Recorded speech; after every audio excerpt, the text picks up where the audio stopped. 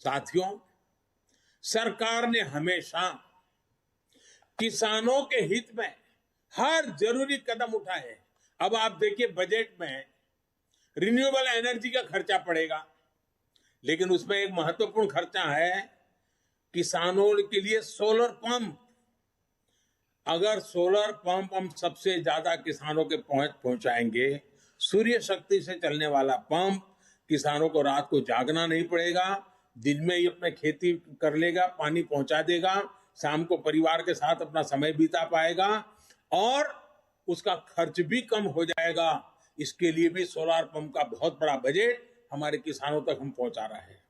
साथियों, पिछले बजट में फर्टिलाइजर की सब्सिडी 80,000 करोड़ रुपए से भी कम रखी गई थी, 79,000 करोड़। लेकिन कोरोना के कारण अंतर्राष्ट्रीय कीमतों में सप्लाई चेन में गड़बड़ होने के कारण बहुत बड़ा उछाल आया। अब जहां हम करीब 80,000 करोड़ का प्रावधान किया था, हमें 60,000 करोड़ और लगाने पड़े। करीब करीब 1,40,000 करोड़ रुपया फर्टिलाइजर के लिए, जो पहले कभी नहीं करना पड़ा था। इसलिए क्योंकि फर्टिलाइजर का दाम बढ़ा है, लेकिन वो किसान पर बोझ न बने, इसलिए सरकार ने उसको झेला ताकि किसानों की लागत न बढ़े, उन पर अतिरिक्त बोझ न आए। और इस बार इस सब्सिडी को 79,000 से बढ़ा करके 1,05,000 करोड़ रुपए किया गया है, ताकि मेरे किसान भाइयों बहनों को फर्टिलाइजर के लिए संकट का सामना न करना पड़े। और आने वाले कुछ दिनों में हम एक नई योजना लेकर के आ रहे हैं, नैनो फर्टिलाइजर। किसानों की बहुत बड़ी मदद करने वाला एक बहुत बड़ा अहम, हमारे वैज्ञानिकों की मदद से हमने अनुसंधान किया है, जो इस बजट में भी इसका सीधा उल्लेख नहीं किया है, लेकिन उस दिशा में हम काम करने वाले हैं। इसी प्रकार एमएसपी को लेकर भी अनेक प्रकार की बातें फैलाई गई है, लेकिन हमारी सरकार ने बीते सालों में एमएसपी पर रिकॉर्ड खरीद की है।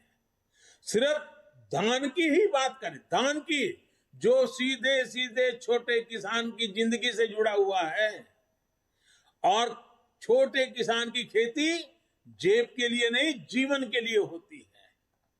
सिर्फ धान को ही अगर बात करें तो इसी सीजन में किसानों को एमएसपी के रूप में 1.5 लाख करोड़ रुपए से अधिक मिलने का अनुमान है। बजट में प्रावधान किया गया है कि 2,37,000 करोड़ रुपए का एमएसपी किसानों के बैंक खाते में सीधे ट्रांसफर किया जाएगा। इस साल के बजट में पीएम किसान सम्मान निधि के तहत 68,000 करोड़ रुपए का प्रावधान किया। 68,000 करोड़ रुपया सीधे डायरेक्ट बेनिफिट ट्रांसफर के द्वारा किसान के जेब में पहुंचने वाला है। और ये राशि भी पिछले साल की अपेक्षा ज्यादा है। इसका लाभ भी देश के 11 करोड़ से अधिक किसानों को होगा, और छोटे किसान के लिए तो ये रकम बहुत बड़ी होती है, उसको खेती में कुछ करने के लिए हिम्मत देती है। हमारे ग्रामीण क्षेत्र को, हमारे किसानों को बेहतर सड़कों का भी विशेष लाभ मिलने वाला है।